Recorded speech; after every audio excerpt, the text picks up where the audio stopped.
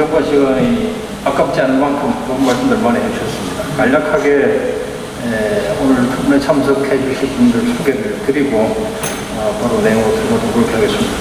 제가 앉은 쪽부터 무슨 기준으로 이렇게 앉으셨나 궁금하실 텐데 가나다순입니다. 성함이 가나다순이니까 참고하시고요. 가나다순 김혜수 교수님 나오셨습니다. 고려대학. 골가대 있는 김환경 기자 뉴스투데이에 있고요. 그다음에 권혁진 선생님, 전 특검부 공부했던. 그다음에 윤수 교수님이신가요? 예. 명기대 교수님. 그다음에 정준 교수님. 예. 명기대 교수님. 정춘일 박사님. 예, 바뀌었습니다. 죄송합니다. 정춘일 박사님. 전략원연구소 부소장이시고요. 그다음 장재현 박사님.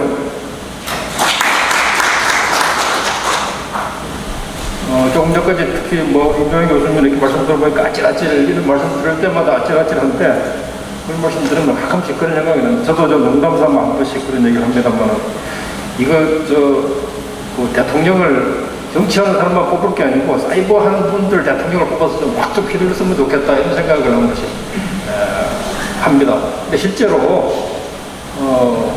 이준석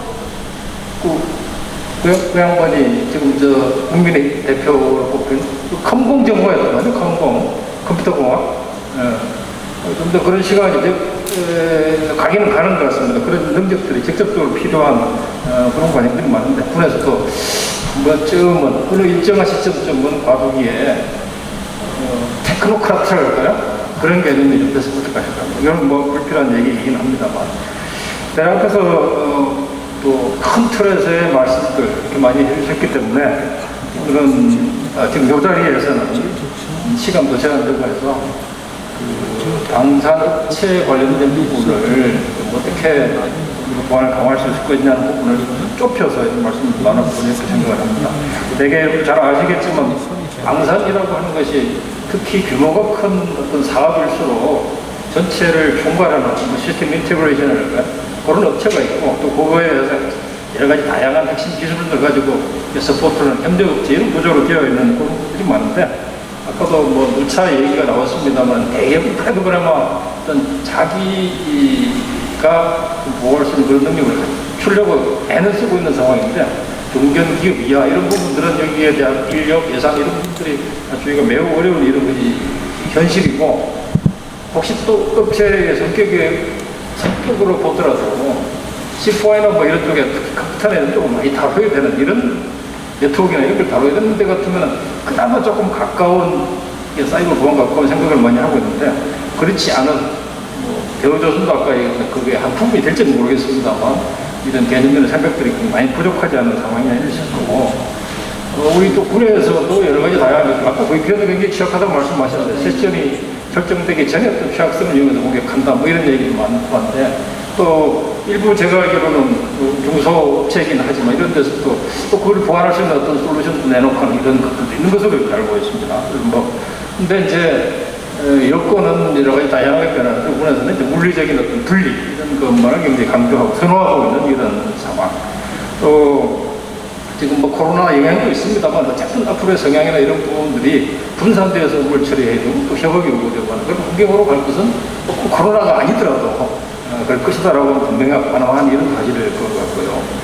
한 그런 상황 속에서 우리가 앞으로 어떻게 해야 되겠냐 한 부분들을 현재 모습하고 어떤 문제점 이런 부분들을 간략하게 좀 짚어보고 기술적인 관점 또 그런 사례나 이런 부분들을 한번 생각해보고 대안을 중심으로 좀 말씀을 나눠보도록 그렇게 하겠습니다.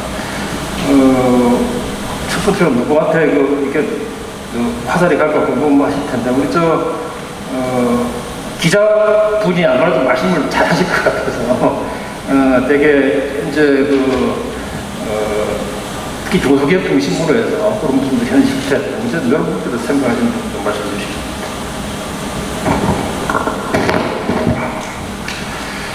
저는 지금 방산 분야에 이제 전문 기자로 활동하고 있습니다. 그리고 이런 사이버 보안의 기술과 관련해서 어떤 개념적으로 이해하고 있지 제가 거기에 대한 방안을 여기서 제시하고 싶지는 않습니다. 근데 제가 이제 이 물리적 망분리가 방산업체에 도입되고 현재까지 흘러온 과정을 보면서 이 모든 과정에 가장 힘을 행사하는 조직은 당시 기무사, 지금 안보사입니다. 이 안보사가 실질적으로 모든 영향력을 행사하는 구조인데, 이와 관련돼서 우리 국방부, 국방부는 결국 정보본부가 이제 보안의 분야를 합니다만은 사실은 거의 영향이 없고, 방위사업청은 국방기술보호부, 또 방산업체, 방위산업진흥회 이런 간에 안보사와 원활한 의사소통이 되지를 않습니다. 그래서 어떤 그런 정책이나 제도 방향을 정하는 데 있어서 제대로 알고 정해지지 않고 일방적으로 하는 그러한 모습들이 그대로 이루어졌고, 그 결과 오늘날 지금 이 물리적 망분리를 하기 전에 방산업체가 당진에 가 있던 방산업체가 한 100개 육박하다가 이걸로 인해서 지금 87개로 줄어들었습니다. 이런 상황입니다. 그러니까 업체의 업무 환경과 어떤 업체의 그 비용 감당할 능력 이런 여건은 전혀 고려하지 않고 무조건 뭐가 제일 안전하냐, 뭐가 제일 좋으냐, 그러니까 물리적 망분리라고 하니까 해라, 이렇게 추진이 된 겁니다. 그래서 뭐 당시와 지금까지도 마찬가지입니다만 안보사는 보안 측면에서 본인이 필요한 얘기만 하고 업체 사정은 난 모르겠다는 이런 입장이고, 업체는 본인의 속사정을 제대로 털어놓지도 못하는 가운데 이를 대변해줄 조직들은 나서지 않고 있는 그런 실정성이 좀 있습니다. 또 오늘 많은 보안 전문가분들이 계시지만 그러한 당시에도 보면 보안 전문가분들도 각자의 입장에서 다양한 자기 주장을 쏟아낼 뿐이지 궁극적인 해법은 제시하는 데는 한계가 있었습니다. 이제 세월이 달려서 지금은 이제 물리적 망분리로 안 된다고 얘기하지만 그 당시에는 물리적 망분리가 최소라고 얘기한 전문가도 많이 있었습니다. 그래서 이러한 문제가 지금까지도 계속 가고 있고, 소통이 안 되는 이런 문제가 또 사실 지금 이 상황에서 가장 방산업체에 바람직한 그 보안 체계가 뭐냐 했을 때 기술적으로 또는 관련된 사람이 또 프로세스가 어우러져서 이 방위산업 전체를 지킬 수 있는 어떤 방안을 강구하는 그런 조직이 있어야 돼요. 그걸 주도하는 어떤 흐름이 있어야 되는데 전부 다 각자 자기가 처한 데서 자기 입장에서 보고 그 얘기만 합니다. 아무도 그걸 전체를 보면서 주도하지 않습니다. 그러니까 업체는 자기들의 난처한 사정을 상의할 대상도 마땅치 않고 해법을 찾으려고 해도 답을 줄 기관도 없습니다. 현실은 스스로 알아서 적당히 하는 그럴 수밖에 없는 이런 상황 속에 지금 놓여 있는 겁니다. 그리고 오늘 같은 이런 세미나, 오늘은 세미나 내용이 상당히 그래도 의미 있게 좋습니다만은 보면 그저 그런 각자의 주장만 펼 뿐이지 끝나고 나서 그 세미나 결과로서 얻어진 걸 가지고 뭔가 실제로 적용할 만한 내용을 얻어내는 세미나는 거의 보지를 못했습니다.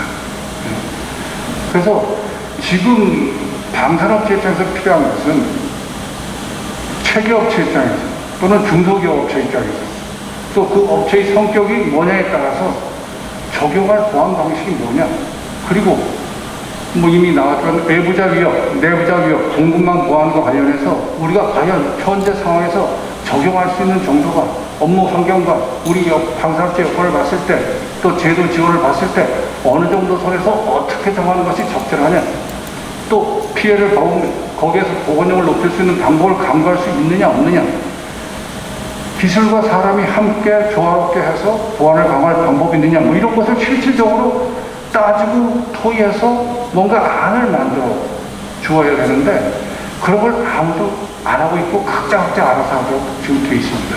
그래서 저는 오늘 이 자리에서 이 방산 보안과 관련해서 실질적인 문제를 드러내고 지금 겪고 있는 문제를 있는 그대로 드러내고 거짓말 하지 말고 진짜 실제 업무할 때 어떻게 여러분들 합니까?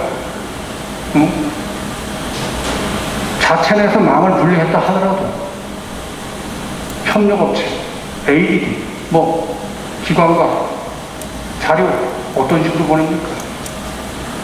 암호화 안 되잖아요. 암호 풀고 그냥 보내잖아요. 아니면 그나마 좀 지키려고 하면은 인편을 통해서 보내거나 이렇게 하겠죠. 급하면 그렇게 합니까? 안 하죠.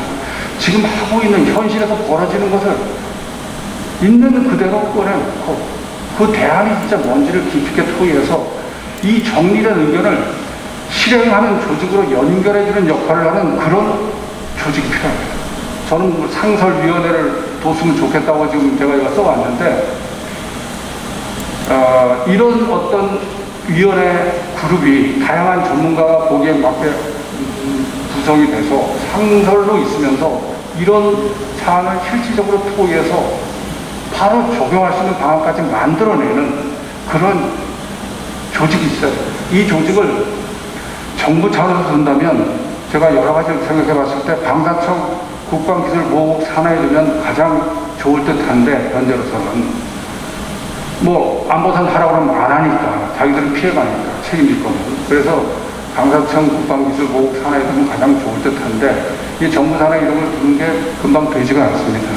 그래서 우선 정부 차원의 설치가 어려우면 여기 이제 방진의 부회장도 하고 계신데 방진의 산하에 이런 어떤 상설위원회를 설치해서 방산업체의 현재 보안에 대한 현실을 정확히 진단한 후에 그 해법을 찾는 노력을 실질적으로 해줬으면 좋겠다.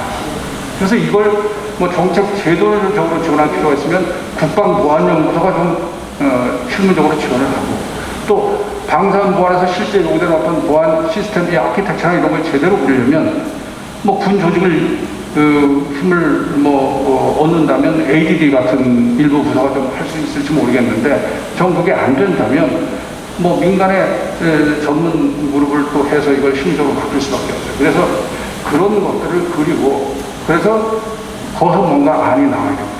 제일 중요한 것은 아까도 이미 아는 분들이 말씀하셨지만 완벽한 건 없어요. 지금 방산업체 여건에서 안 하는 것보다 요 정도 하는 게 좋겠다는 이 보안의 수준을 정해야 됩니다. 이걸 이 위원회에서 정해줘야 돼요. 무기 체계도 최초에 100% 능력 발휘가 안 되면 한 60, 70%에서 처음 개발을 하고 그 다음에 계속 진화적 개발이라고 해서 점점 높여갑니다. 하듯이 이 사이버 보안도 처음에 이 수준을 정하고 그 다음에 계속 새로운 기술이 나오고 새로운 환경이 나오면 거기에 맞게끔 진화적으로 사이버 보안 수준도 높여가는 겁니다. 이런 것을 결정하고 단계별로 발전시켜 나가는 그것을 이 위원회가 해줘야 된다는 거죠. 위원회가 결국은 본관을 만듭니다. 본관을 만들어서 이런 걸 하는 게 좋겠다 하고 안보사나 국방부나 방사청에 제시하는 거죠. 지금 그런 역할을 아무도 안 하니까요. 지금 뭐 요번에 그 공군 그런 사건 때문에 감찰 위원회가 만들어져서 공부하지 않습니까?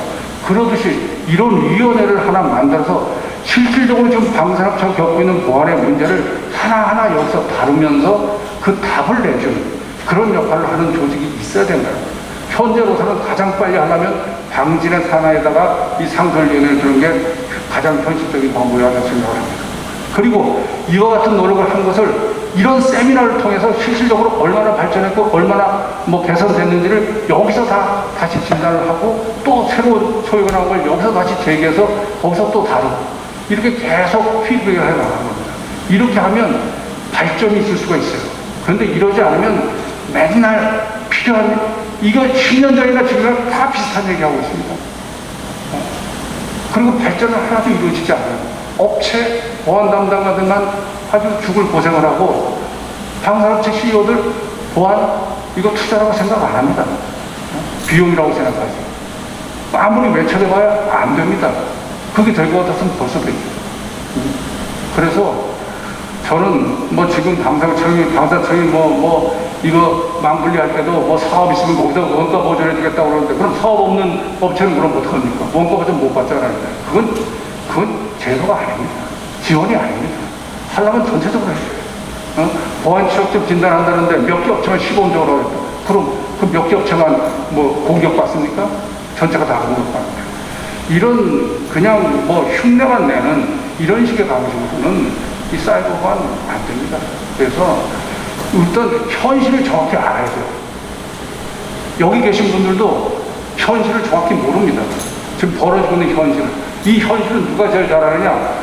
방산업체 보안 담당관들이 가장 정확히 압니다. 네. 뭐 실태조사하고 이러할 때만 살짝 피해서 안 걸리면 됩니까? 현실적으로 일할 때는 다기에 막혀서 그렇게 하고 있는데 불편하면 안 해요. 불편하지 않는, 아까 한희 박사님 좋은 말씀 하셨는데 서비스입니다. 사이즈 보안을 서비스업으로 인식해야 돼요. 불편하지 않게 보안이 지켜질 수 있게 만들어주지 않는 한 그거는 결코 지킬 수 없습니다. 강제한다고요? 강제하면 보는 데서만 하죠. 그래서 실질적으로 지켜질 수 있는 보안을 만들어가는, 그래서 위원회부터 제대로 잘 구성해서 방지해서 저는 했으면 좋겠습니다. 예, 이상입니다.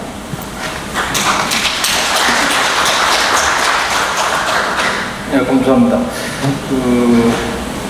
제도적인 측면에서 말씀을 해주신 것 같은데, 이거 정부 기관도 보면은 죄를 지은 거에 대해서 수사를 하고 그에 대한 책임권을 갖고 있는 데도 있고, 또 기소를 하는 데도 있고, 판단을 하는 데도 있고 하듯이, 이 보안과 관련해서 가장 큰 부분은 제가 보기에는 책임과 권한을 어떻게 잘 분배를 해놓느냐라고 하는 부분일 것 같습니다. 지금처럼 어느 특정한 부서나 여기에 이렇게 집중이 되어 있는 한, 예를 들어서 방진회의 어떤 그런 위원회를 맡았다든지 이렇게 하더라도 거기서 제안하는 것이 과연 어느 정도나 이렇게 관여도 할 수 있을지 하는 부분은 좀 염려가 되는 부분인데, 권한과 책임까지 같이 주는 그런 부분은 방진회가 만일 만들어서 하신다면, 아까 이제 박준식 교수님 얘기하셨는데, 언론이, 저희 같은 언론이 노력을 하고 정치권에 알리고 해서 같이 힘을 합쳐서 그걸 받아들이게 만들어야 됩니다.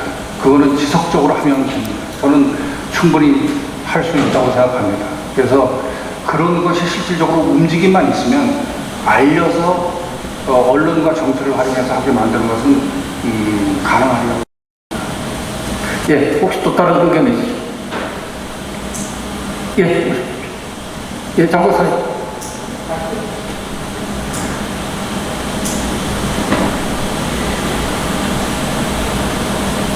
예.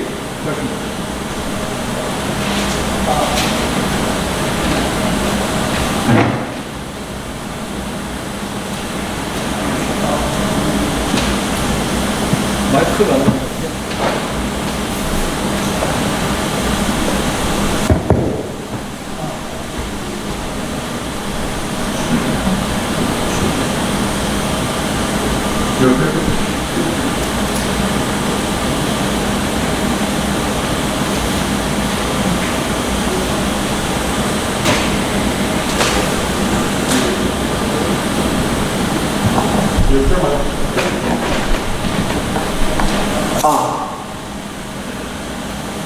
네, 국방대학교 교수였던 장재현이라고 합니다. 저는 오늘 상군 부회장님께 두 가지 건의안을 가지고 왔습니다. 첫째는 좀 전에 박준기 교수님하고 박준일 교수님이 이제 상군 부회장님 요구를 했지만 VPN이라는 장비가 뚫렸다고 하는 얘기를 했습니다. 이 장비가 이제 뚫렸는데 이 VPN 장비가 원래 미국에서 만들어졌거든요. 그래서 미국 사람들은 이 VPN 장비가 뚫린 걸 다 알아가지고 미국 군에서는 15년 전부터 우리 국방부에도 많이 소개가 됐는데 블랙코어라는 기술로 지금까지 그냥 블랙코어라는 기술로만 알려져 있습니다. 근데 그 블랙코어라는 기술이 상용 기술로 바꿔지면서 조금 전에 박준식 교수님이 발표한 SDP라는 기술로 바뀌었습니다. 그러니까 원래 미국은 원래 전 세계 먼저 쓰니까 블랙코어라는 썼다가 미군이 다 쓰고 나니까 이제 상용 기술을 써가지고 SDP, 조금 전에 발표하신 박준식 교수님이 쓰신 SDP 기술이 지금 전 세계에 강타하고 있습니다. 근데 우리나라는 이 SDP 기술이 국정원의 CC라든가 기타 등등을 해갖고 적용이 안 되고 있어요. 뭐 쓰려고 그러면 CC 인증, 보안성 검토 이런 것 때문에 안 돼요. 이게 지금 신기술입니다. 근데 오늘 한희 박사님이 저한테 좋은 아이디어를 줬는데, 처음부터 한희 박사님 뭐라 그러니까 신기술은 서비스입니다. 서비스. 그 검증을 받기 전에 신기술이라는 것은 도입을 해갖고 서비스를 하면서 너무 좋다고 한희 박사님이 저한테 아까 강의에서 깜짝 놀라가지고 이제 대한민국 최초로 우리 상공부 회장님 통해가지고 대한민국 방산업체가 SDP 기술을 썼으면 좋겠습니다. 그 SDP 기술 간단하게 제가 블랙호화 기술 중에 두 가지만 설명하면 VPN 기술은 VPN 딱 우리 전화기 기술은 라인이 딱 연결되는 순간 터널을 뚫립니다. 터널을 뚫린 상태에서 후와이를 묻습니다. 그러니까 국민은행 직원입니까? 방산업체 하나 직원입니까? 묻거든요. 뚫리면은 벌써 주전상기 안에 앞에가 딱 있는 거예요, 그가. 그게 VPN 기술입니다.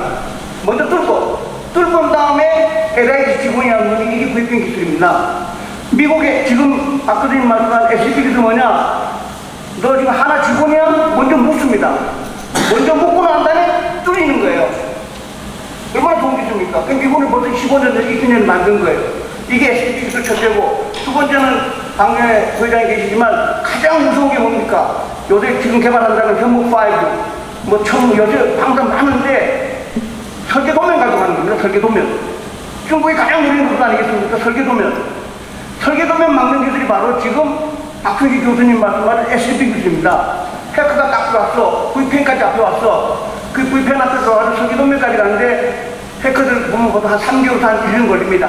딱 그런 상태에서 서버가 많은데 서버 100대 중에서 55분, 57분, 58분이 설계도면이구나. 설계도면까지 가는데 보통 한 6개월 걸립니다.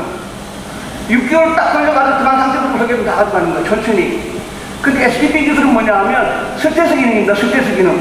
해커가 들어왔다 하더라도 설계도면이 일본에서 100번 서버가 있는데 설계도면이 모릅니다. 그게 SDP 기술이에요. 얼마나 좋습니까? 그러니까 해커가 들어왔다 하더라도 설계도면 들어가려면 후와이어 이것도 다 물어봐야 돼. 그래서 이게 좋은 SDP 기술을 국정원의 CC 인증이라든가 이게 이제 안보사가 있다 그래도 이거는 이제 방진해하고 그 다음에 방산업체하고 관계이기 때문에 좋은 기술을 도입하는데 상공부 회장님하고 방진의 방산업체를 한다면 이 좋은 기술을 도입하는데 큰 무리가 없으리라 봅니다.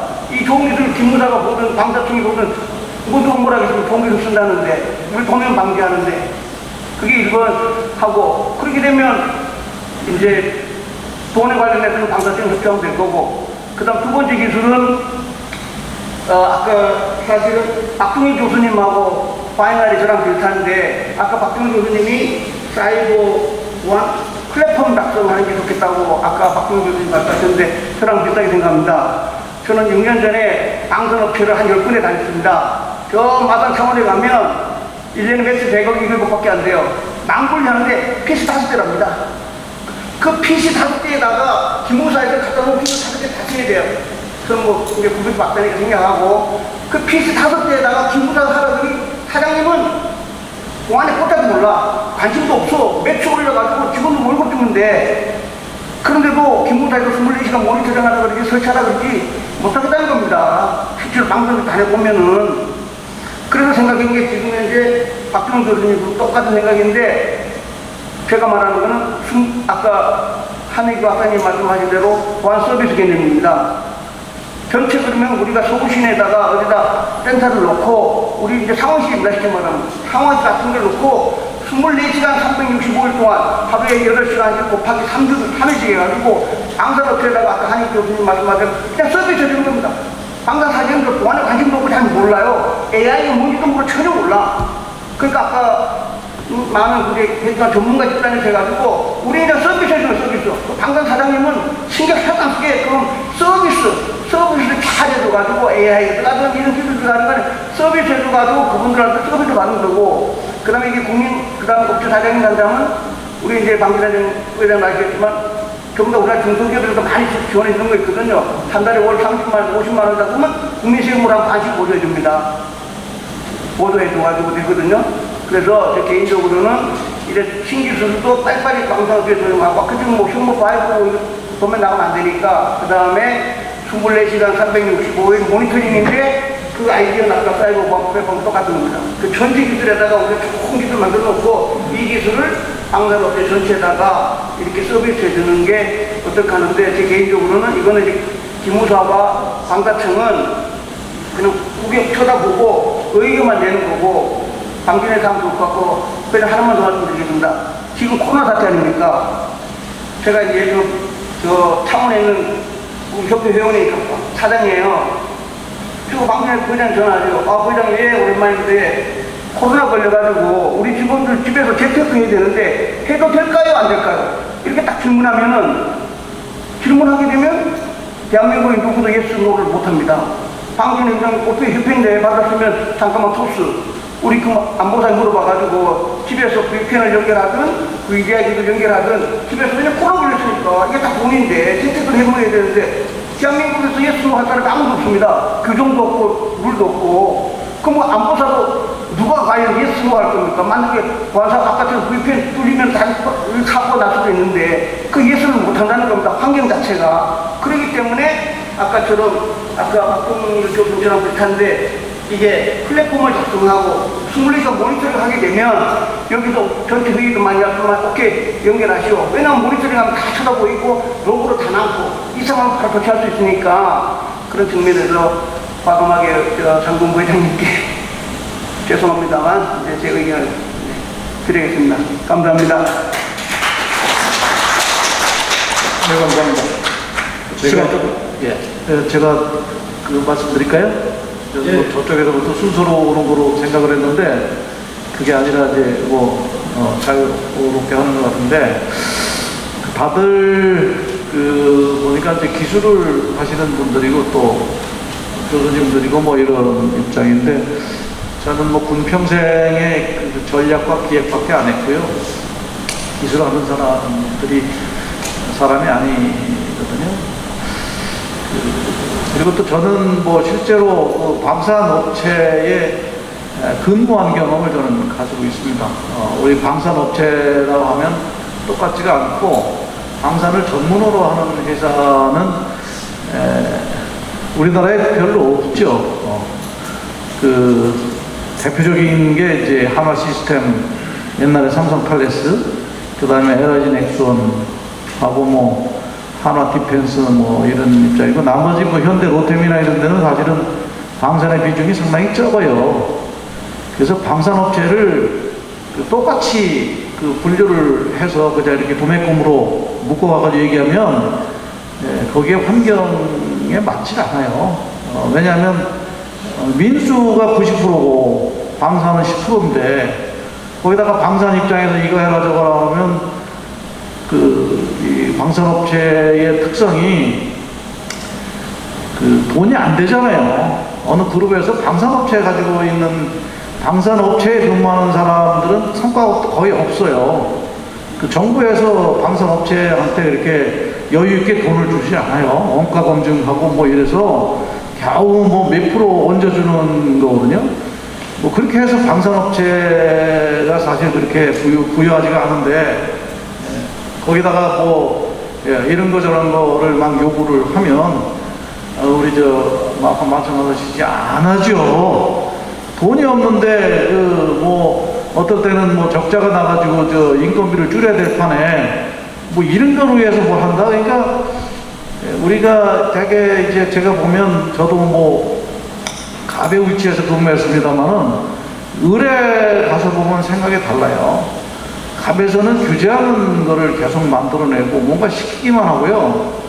그러면 책임을 안 져요. 근데 을은 갑이 뭐라고 하면 뭐 이렇게 재채기하면 감기 모험사를 앓는 게 을이에요. 그거는 우리나라에 기껏 해봐야 방산업체 가지고 매출해봐야 2조가 뭐 2조 겨우 되면 그거 무지개 큰 거예요. 뭐 대기업 그룹에서 2조, 1조 해놓고는 그 돈 번다고 얘기를 못하죠. 삼성전자 같은 경우에 한 사업 팀에서 우리 한 5장만 할까? 그럼 그거 5조 한다는 얘기예요. 방산업체에서 5장만 할까 그러면 겨우 뭐 500억 정도 할까 뭐 그래요. 그러니까 방산업체가 소위 방산업체라는 것은 영어로 얘기하면 디펜스 인더스트리라고 얘기를 하잖아요. 근데 사실 그게 아니에요. 인더스트리 포 디펜스입니다. 체계종합업체가 보안 관리를 아무리 잘해도 협력업체가 보안에 노출되면 항상 공급망 전체가 다 무력화되는 거예요. 그래서 소재 부품 핵심 기술의 탈취, 이것 자체는 무기체계 핵심 기술의 탈취하고 똑같다. 그래서 중견 중소업체를 굉장히 고민을 해야 된다. 체계종합업체는 그나마 열악하지만 그래도 자체 보안 시스템 구축하고 하는 보안 역량을 가지고 있어요. 왜냐하면 그룹 차원의 ICT 회사가 네트워크 시스템을 구축하고 보안관리 서비스를 해줍니다. 삼성그룹으로 얘기하면 삼성 SDS가 그런 일을 하죠. LG그룹 그러면 LG CNS가 그런 일을 하죠. 근데 중견 중소 부품 협력업체는 전혀 이거 해줄 데가 없어요. 아무것도 없어요. 거기다가 방산 제품의 사업 계획이 연장돼서 이렇게 되면 회사가 쫄딱 망하는데 거기다가 무슨 배부르게 보안 타령을 하겠습니까? 근본적으로 되질 않아요. 시스템도 없고 전문 인력도 없고 돈이 더더욱이 없어요. 그러면 체계종합업체가 보안을 해주면 될 거 아니냐는데 아까 말씀드렸다시피 그나마 돈도 안 되는데 자기들이 하나의 시스템을 하나의 전체적인 체계가 나오려면은 수백 개의 업체가 있는데 그걸 다 어떻게 해줍니까? 그건 현실적으로 불가능한 얘기죠. 방사청이 아나봐요, 이거를. 그래서 금년 1월부터 사이버 보안 취약 진단 사업을 추진한다고 해놓고 전문 업체를 통해서 대기업 2곳과 중견 중소기업 8곳을 선정해서 취약점을 진단을 해주겠다고 그랬는데 좀 혹독하게 해서 이것도 탁상 공론이에요. 보안 취약점 진단 자체를 못하는 게 아니고요. 할 수 있는 역량 자체가 없는 겁니다. 그러면 누가 해주면 좋죠. 근데 그 업체는 그러면 공신력을 담보할 수 있겠느냐. 그러면 공공성을 갖춘 전문기관이 필요할 거 아닙니까? 그렇죠? 그 다음에 중견 중소기업은 취약점을 진단해줘도 보완할 수 있는 능력 자체가 없어요. 그러니까 뭘 해준다고는 좋은데 실제로 여건이 되느냐. 그러니까 방사청이 정부기관이지만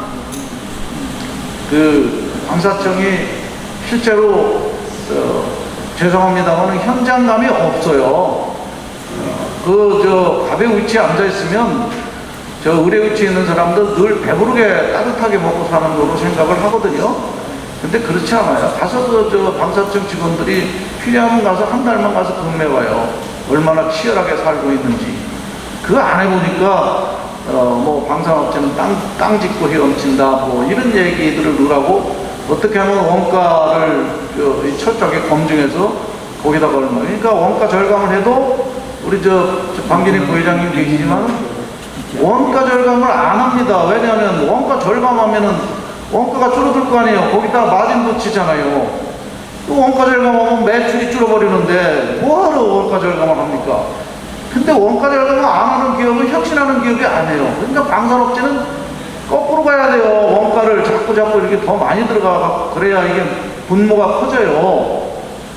그래야 매출이 커져요. 이런 현실을 이 방사청에 있는 원가 검증팀이 또는 정책하는 사람들이 아는지 저는 모르겠어요. 안 된다. 결국은 하긴 해야 됩니다. 중소기업. 아까도 해서 보안 사이버 위협이 엄청나다고 하는데 하긴 해야 돼요. 그래서 누가 해줄 것이냐. 그래서 저는 결국은 전문기관이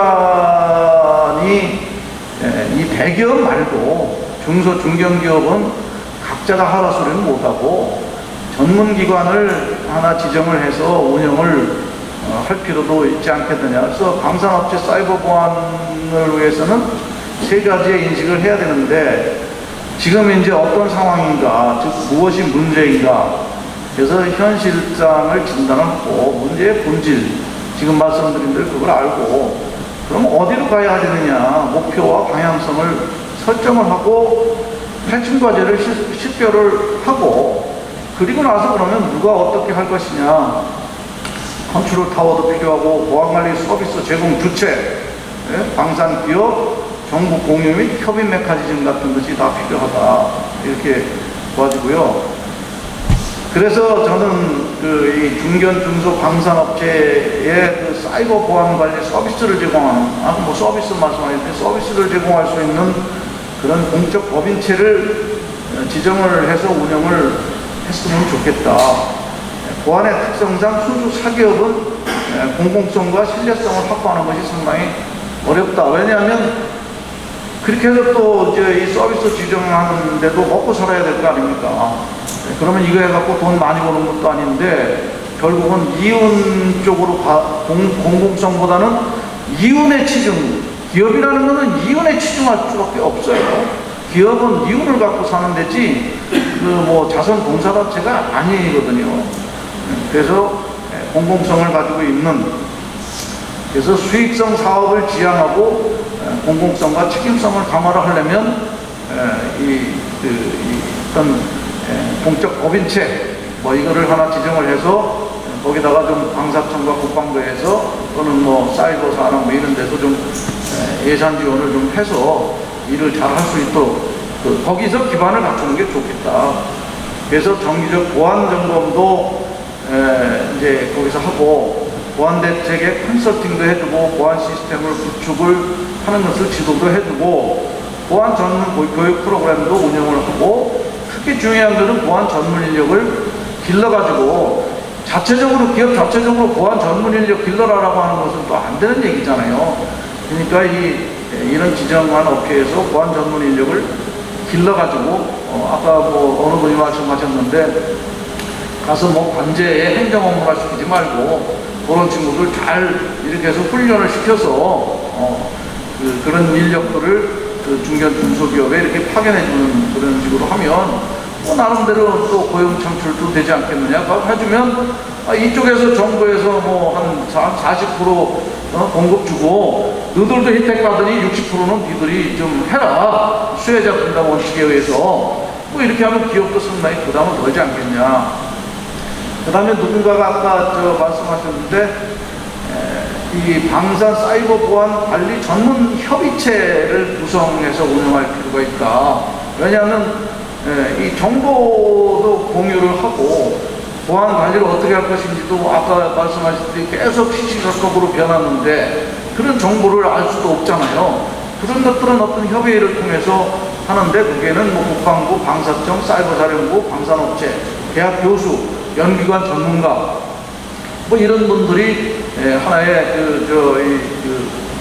협의체를 만들어서 뭐 2주에 한 번이든 뭐 한 달에 한 번이든 같이 모여서 정부도 공유하고 그에 따른 대책도 논의하고 그 다음에 뭘 해줄 것인지라고 하는 이런 부분도 논의하는 뭐 이런 식으로 좀 했으면 좋겠다. 그래서 저는 뭐 현실적으로 방산업체에 최적화된 그런 방산 보안 관리 서비스를 좀 해주는 것이 좋겠다라고 하는 것을 저는 제안을 드립니다. 예, 감사합니다.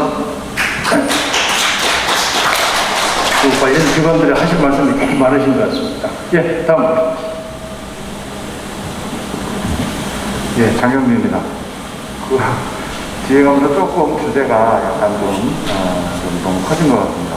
원래 저는 이제 물리적 망분리 하에서 원가근무 방안에 대한 기술적 대책을 말씀드리려고 나왔는데 이미 시간이 많이 지났고 그래서 그 부분은 생략을 하겠습니다. 단지 좀 정리를 하자 그러면 현재 국방부에서는 재택근무 여태까지 그 방산업체에서 원했던 직접 접속 방식도 가능한 것으로 지금 규정을 검토하고 있습니다. 그래서 직접 접속 방식도 가능하고 단지 이제 거기에 대한 보안 대책을 어떻게 할 것이냐 이런 부분도 지금 기술로는 다 나와 있습니다.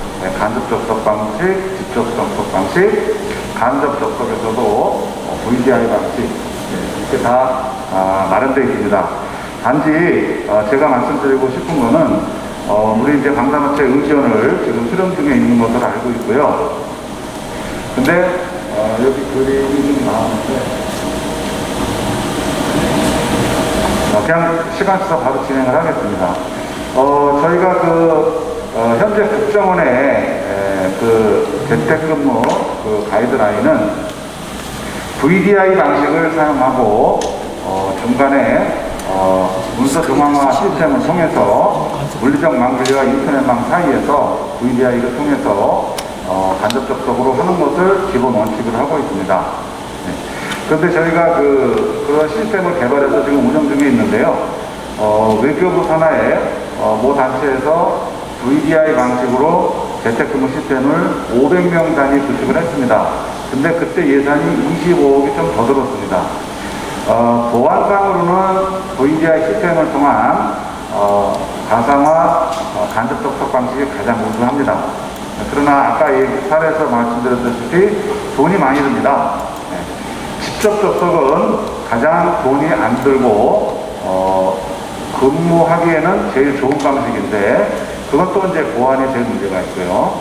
그래서 간접 접속 방식은 비용이 많이 들어서 보안상으로는 좋지만은 방산업체가 이미 얼마 전에 한 2, 3년 전에 수십억을 들어서 물리적 망불을 했는데 또 VDI 시스템을 설치하라는 것은 조금 가혹한 서사가 될 수도 있습니다. 다행히 최근에 방위사업 청장님이 방산업체 대표들한테 서신을 보낸 게 있는데 보안 인프라 구축을 좀 강화해달라는 내용입니다. 그 대신에 그런 비용이 많이 들기 때문에 인프라 구축에 대해서는 방위사업청에서 적극 지원을 하고 예산 편성을 하겠다는 내용이 있었습니다. 따라서 우리 지금 한희 교수님께서 그 과제를 지금 연구하시는 걸로 알고 있는데 제가 당부드리고 싶은 거는 이런 어떤 직접 접속이 됐든 VDI 간접 접속이 됐든 비용 문제에 있어서는 좀 방위사업청에서 직접 경비에 반영이 되면 제일 좋겠지만은 아마 그건 법 때문에 안 될 겁니다. 그래서 물리적인 망불리 한 것처럼 어떤 경비에서 좀 지원을 받을 수 있도록 그런 것들이 방사청장님도 말씀하셨기 때문에 가능할 거라고 생각이 들어서 과제하실 때 그런 것도 좀 참고를 했으면 좋겠습니다. 제가 90년 초부터 방산보안 업무를 시작해서 한 30년이 된 것 같습니다. 오늘 나온 말씀들을 정리해보면 굉장히 정책적으로 필요한 내용들이고 한데 문제는 굉장히 이제 기관들을 질타를 많이 하셨는데 국방부에서 방산보안 업무 정책을 핸들링하는 사람이 한 명인 건 아십니까? 네. 우리가 아무리 많이 던져줘도 소화를 할 수가 없습니다. 따라서 기관을 질책하기 전에 여기 계신 분들이 일단 조직을 만들어 놓고 일을 좀 똑바로 해라고 질타하는 건 되는데 사람 하나 갖고 우선 이렇게 저렇게 막 요구하면 그분이 서부양 걸릴 것 같습니다. 네, 그래서 일단은 오늘 너무 좋은 말들을 많이 하셨는데 더해서 먼저는 조직이 특히 방산보안 오늘 주제가 방산보안이니까 방산보안을 담당하는 분이 한 분인데 그분이 뭘 하겠습니까? 네, 일상적인 일만 해도 바쁩니다. 따라서 이런 걸 우리가 줘도 어떻게 할 수가 없어요. 네, 그래서 이렇게 여론을 기자님도 말씀하셨는데 여론 조성을 할 때 어떤 조직을 먼저 이렇게 지금 방산보안이 중요하고 이런 세미나에서 이런 많은 말들이 나왔는데 이것을 핸들링할 수 있는 사람이 지금 한 명밖에 없지 않냐. 그래도 무슨 하겠냐. 그래서 그런 것들을 여기 지금 보이지 계신 분들이 많으니까 이렇게 먼저 국방부에다가 먼저 푸시를 해서 조직을 만든 다음에 그 다음에 우리가 필요한 사람들을 조직에 줘서 하면은 방산보안 어떤 여러 가지 좋은 얘기 다 나왔기 때문에 실천의 문제만 남은 것 같습니다. 그런 것들은 선행이 돼야 좋지 않을까 생각을 합니다. 이상입니다. 네, 수고하셨습니다. 자연스럽게 다음은 지난번 직전까지 국방부에서 계셨던 권박 선생님께서 말씀. 네, 명지대학교 유현승입니다. 시간이 많이 지나서 빨리 좀 하고 마지막으로 우리 권혁진 박사님이 더 계십니까? 죄송합니다. 어쨌든 뒤에 마무리를 잘 해주실 것 같아서 저는 짧게 말씀을 좀 드리겠습니다. 우리가 이제 앞으로 이제 좀 사이버 보안 쪽으로 좀 논의가 안 된 것 중에 이제 인증에 관한 건데 그것만 좀 짧게 말씀드리겠습니다. 앞에서 좋은 말씀 많이 해주셨고 저도 많이 배웠습니다. 지금 이제 미국의 동향을 잠깐 말씀을 드리고 싶은 건데요. 미국은 지금 방산업체의 사이버 보안 성숙도를 인증하는 그런 제도를 시행을 하려고 착수를 했고 2025년부터는 미국 방산업체는 사이버 보안 성숙도 인증을 받아야 됩니다. 그래서 인증을 받지 못하면은 이제 방산업체에 못하게 돼 있고요. 근데 이제 이게 더 심각한 것은 이제 미국 방산업체하고 같이 일하려고 하는 이제 국제 다른 나라의 방산업체들도 동일한 그런 인증을 받아야 됩니다. 예를 들어서 우리 방산업체가 미국의 뭐 레이티언이나 이런 업체랑 뭔가 하려고 하면은 동일한 사이버 보안 인증을 받아야 되는 거죠. 그래서 이제 이게 작년에 미국에서 이제 그걸 시행하겠다라고 공표를 했고 이제 준비 기간을 두고 있어서 2025년부터 시행을 합니다. 그래서 우리나라도 이제 미국의 이제 이런 사이버 보안 인증 제도를 우리 자체적으로 좀 이제 도입을 하고 미국의 그 제도에 좀 이제 준비를 하는 이런 준비 과정이 필요한 것 같습니다. 지금 여러 가지 뭐 사이버 보안에 대해서 여러 가지 의견이 나왔는데 제가 이제 저도 한 2015년부터 이제 명지대 방산보안연구소를 설립하고 제가 이 분야 연구해오면서 느끼는 것은 이 국방하고 방산 분야가 상당히 뭔가 좀 느립니다. 정책이나 이런 것들이 상당히 느리고 그렇지만 조금씩 발전은 하고 있다. 그래서 많이 걱정하시는 그런 부분들이 많이 좀 사실은 개선이 되어 왔고 발전을 하고 있다라는 것을 제가 오히려 말씀을 드리겠습니다. 제가 여기 와서 좀 기관들을 대변을 하게 될 줄은 몰랐는데요. 원래 어디 딴 데 가면은 기관을 저도 비판하는 입장이었는데 오늘은 그동안 이제 제가 이 분야에 오래 있으면서 기관들도 많이 노력은 하고 있는데 상당히 이제 아까 여기 앞에서도 말씀하셨지만 그 담당 인원이 부족한 것도 있고 하지만 인원들이 또 이렇게 돕니다. 특히 방사청의 인원들은 부서를 계속 이렇게 순환 근무를 하다 보니까 전문성이 좀 약해지는 그런 면들이 있는 것 같습니다. 그래서 그런 건 있지만 아직도 이제 좀 발전을 하고 있고요. 또 아까 뭐 여러 가지 의견도 주셨지만은 뭐 전담기관 설립하는 것도 지금 연구 용역이 들어가 있습니다. 이제 방산 기술 보호, 또 방산 기밀, 군사기밀 보호 뭐 이런 거.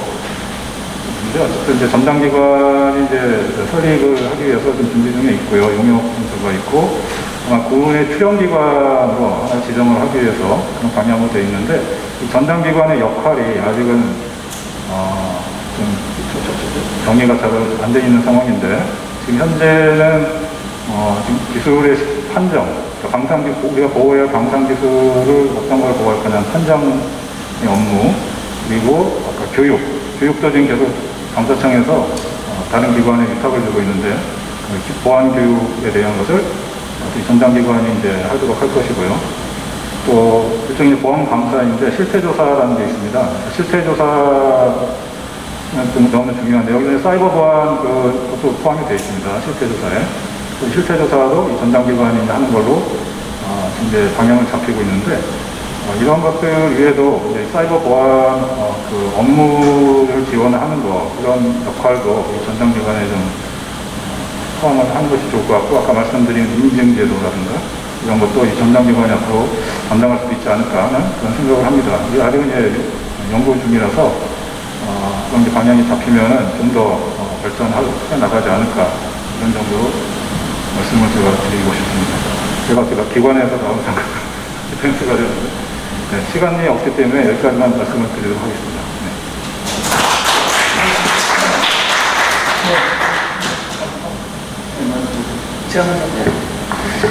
예, 뭐 저기 눈치 보다 보니까 이게 뒤를 밀려가지고 할 말이 별로 없어지는 것 같아요.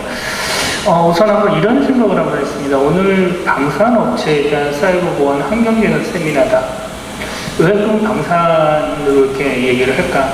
국가가 발전하려면 생산을 하고 제조하는 것과 서비스가 있다면 결국 국가가 부자다라고 하는 거는 제조와 생산을 해야 되는 거고 힘이 있으려면 생산 능력을 가질 수 있어야 된다는 건 다 알고 있는 사실이고요. 근데 그거를 잘 지킬 수 있는 방법이 있을까? 이러한 거에 대한 고민을 같이 한번 해보는 시간이다라고 생각을 했습니다. 그래서 지금 관련돼가지고 한예희 교수님이 사용자 중심의 서비스, 사이버 보안 서비스를 확립하는 것과 그리고 박종일 교수님이 사이버 보안에 대한 플랫폼, 그리고 박춘식 교수님이 SDP에 대한 얘기는 굉장히 저도 인사이트를 좀 받았고요. 그런 부분들을 좀 더 이렇게 보완해서 한다면 조금 더 잘 지킬 수 있지 않겠느냐라고 이렇게 생각을 하게 됐습니다. 우선 한번 생각해 볼게. 많은 사람들이 해킹이라고 하는 거는 정보 체계가 연결되면서부터 이제 해킹이고 네트워크 연결됐기 때문에 해킹인데, 그럼 옛날로 돌아가면 어떨까? 이런 얘기를 하는데요. 우리가 정말로 옛날로 돌아가면 괜찮을까 생각을 해보면, 예전에 한번 석기 시대에 돌도끼가 있을 때 칼이 딱 등장했어요. 그러면 전쟁이 끝나버린 거거든요. 그래서 칼하고 화살을 막 준비했어요. 무서웠기 때문에. 총이 딱 등장해버렸어요. 전쟁이 끝나버렸거든요. 총과 대포를 준비했는데 어떻게 됐냐면 핵무기가 딱 터져버렸어요. 핵이. 전쟁이 끝나버렸거든요. 지금은 어떤 시대냐? 핵이 무서워서 핵을 갖고 있고 미사일을 갖고 있는데 발사 버튼이 눌러지질 않는 겁니다. 해킹을 당한 거예요. 내게 아닌 세상입니다. 지금 말씀드린 것처럼 과학기술이 발전했는데 따르지 않는다. 이거는 전쟁의 지금과 같은 거기 때문에 분명히 준비를 해야 되는 겁니다. 그러면 어떻게 준비해야 될까라고 하는 부분에 대한 고민이라고 생각하는데, 우선 한번 생각해 볼 수 있는 게, 지원할 수 있는 정책, 피할 수 없는 거라면 지원할 수 있는 정책이나 동기가 있어야 되는데요. 제가 방사청에서 오랫동안 한 게 뭐냐면 방사능과 인증에 대한 것을 심의위원이었습니다. 뭐냐면 체계업체, 그때 당시에는, 지금은 87개라고 해서 그때 당시에는 방산 체계업체들이 있는데, 방산 체계업체의 원가 ERP랑 방산에 대한 정보체계랑 연결을 해서 그 원가 ERP랑 방산이랑 연결하면 매출의 1%를 인센티브를 주는 겁니다. 원가를 안 알릴 것 같지만 매출의 1%라고 하는 인센티브가 있기 때문에 업체들이 했어요. 하나도 하고, 삼성 탈레스, 그때 지금은 이제 하나도 넘어갔지만 삼성 탈레스도 하고 많은 업체가 하고 카이도 하고요. 저는 이제 그거에 정말로 A라고 하는 정보가 이게 넘어갔느냐 안 넘어갔느냐를 심사를 하고 정말 넘어갔으면 인센티브를 추천을 하는 그런 일을 했는데 마찬가지인 겁니다. 그러면 이렇게 시스템을 구축하고 시스템에 대해서 내 거를 지키려고 노력을 했다면 거기에 대한 인센티브를 말씀드렸던 방산원가 인증의 인센티브처럼 인센티브를 주는 방법을 찾자라는 거거든요. 그럼 어떻게 인센티브를 줄 거냐? 지금은 국제로 이제 인증되어 있는 게 ISO 27001이라고 하는 정보 보안 관리 체계입니다. 수출을 하려고 하는 기업은 반드시 ISO 27001을 인증을 해야 되고요. 자기에 대한 보안 관리 체계에 대해서 인증을 하고, 그것이 나는 잘 갖춰져 있다는 걸 인증을 하면 외국의 다른 기업에서는 그 회사에서 만들어진 제품에는 하자가 없다라고 인증을 해주는 제도입니다. 그리고 또 안보지원사에서 사이버 안보 기간 평가를 합니다. 그와 같은 것도 마찬가지로 인증하는 방법인데, 어떠한 형태의 인증이든 국제적으로 이제 수출을 생각한다면 ISO 27001을 따르거나 어떠한 다른 국제적인 걸 따르면 좋지만, 노하우가 있었던 기간 평가에 대한 인증을 따르는 것도 좋겠죠. 또 어떠한 형태가 되든 그와 같은 절차를 따르게 되면 인센티브를 주는 방법, 그것을 통해서 유인을 하고 유도를 하고 지원을 해줄 수 있는 그런 게 체계적으로 되어 있다면, 아까 말씀드린 것처럼 방산 원가에 대한 인증을 했을 때 많은 분들이 내 원가를 왜 보여주지? 그렇지 않았거든요. 실질적으로는 내 원가랑 방사청에 있는 방산 원가 시스템이랑 연결을 시켰습니다. 이와 같이 강제적으로 하는 것보다는 해서 나한테 도움이 되고 뭔가가 유인이 되는 요인이 있다라고 하는 것을 찾아보는 그런 노력들을 해야 된다는 거죠. 두 번째 말씀드릴 거는, 현재 제가 지금 하고 있는 연구가 어떤 연구를 하냐면 그 연초에 1월 21일 날 장관님이 대통령님께 보고할 때 감염병 하에서도 군사 대비 태세를 유지하겠다라는 것을 말씀하시고 제가 거기에 관련돼서 어떤 연구를 하냐면 요즘은 모든 의사결정은 정보 체계로 합니다. 그래서 감염병 하에서도 정보 시스템의 가용도를 높이는 것 이거를 연구하는데 이게 어떤 연구냐면 감염병 하에서 플랜 B를 잡는 겁니다. 플랜 B가 뭐냐면 상황실이라든가 그 작전에 관련된 부분에 감염병 환자가 생겼어요. 어떻게 할 거예요? 계속 그 사람을 거기 놔둘 거예요? 아니면 이 사람을 빼야 됩니까? 이럴 때 어떻게 하면 통제를 이원화할 거냐? 어떤 방식으로 통제를 이원할 거냐? 또 하나는 뭐냐면 격리되는, 자가 격리되는 이원이 재택을 어떻게 시킬 거냐? 이 부분입니다. 그래서 아까 얘기 나온 VPN, VDI 이런 여러 가지 방법들을 가지고 어떻게 하면 클라우드로 가고 거기다가 양극단에다가 VPN 달고 VDI를 할 거냐 직접 접속하는 방법은 현재 우리 군에서는 2가지밖에 안 하고 있거든요. 잘 아시지만 하나는 전방에서 그 휴대폰 체계로 해서 사진 찍어서 보내는 것 그거는 일방향입니다. 이거는 직접 접속을 활용하고 있고 또 하나는 내부망에 작업한 걸 외부로 보낼 때 그거밖에는 안 하고 있는데 정말로 보면은 VDI도 그렇게밖에 할 수 없느냐라는 것도 계속 안보지원사도 토의를 하면서 이런 형태의 대한 논의를 하고 있습니다. 그래서 제가 나중에 이제 교수님한테 여쭤볼 건데 같이 한번 제가 연구하는 거에 대해서 자문을 좀 받겠습니다. 그래서 이런 방식에 대한 부분들도 플랜 B도 지금 준비하고 있고요. 왜 하냐면 그런 겁니다. 지금 이제 BC, 그러니까 BSC라는 게 있습니다. 비즈니스 컨티뉴이티 플랜에서 BCP라고 하는 게 있는데, 이거를 재재난뿐만 아니라 감염병 하에서도 만들어서 어떻게 하면 재택근무할 수 있는 원칙을 하자. 은행권에서는 지금 따라서 하고 있습니다. 근데 모든 것을 할 필요는 없습니다. 그럼 무슨 시스템에 대한 걸 하고 누가 하고 어떤 업무만을 연결시킬 거냐라고 하는 거에 대한 논의를 해야 되고 준비를 해야 된다는 겁니다. 그래서 그러한 부분에 대한 것 좀 더 구체적으로 어떤 업무를 할 거고 언제 그러면 연결을 시킬 거고 또 무엇 때문에 그걸 할 건가 하는 부분에 대한 거를 고민을 해야 될 타임이라는 거죠. 그렇게 해서 그거를 규정화해서 일할 수 있도록 만들어주는 것. 그와 같은 노력을 해서 현재의 방산업체가 갖고 있는 그런 어려움들을 하나씩 풀어나가는 그런 일이 좀 지혜를 모아야 될 타임이 아닌가 싶습니다. 감사합니다. 네. 저는 사이버 전문가는 아니지만, 제가 이제 참석 제의를 받고, 내가 만약에 방진의 보안 실무자라면 협력업체에 대한 보안을 어떻게 구축할까, 이런 고민을 해봤습니다. 제일 먼저 중요한 것은, 먼저 인증기관, 그 다음에 VPN, 이런 것들을 갖다가 상용이 아닌, 국가기관에서 공식적으로 그것을 운영해야 된다. 저는 이렇게 생각합니다. 즉, 다시 말해서, 아까 말씀하신 것 중에 VPN이 뚫렸다 이렇게 말씀을 하셨는데 사실은 그 VPN 자체도 이렇게 까놓고 보면은 이게 다 대칭키와 공개키, 그 다음에 해시 알고리즘의 어떤 조합입니다.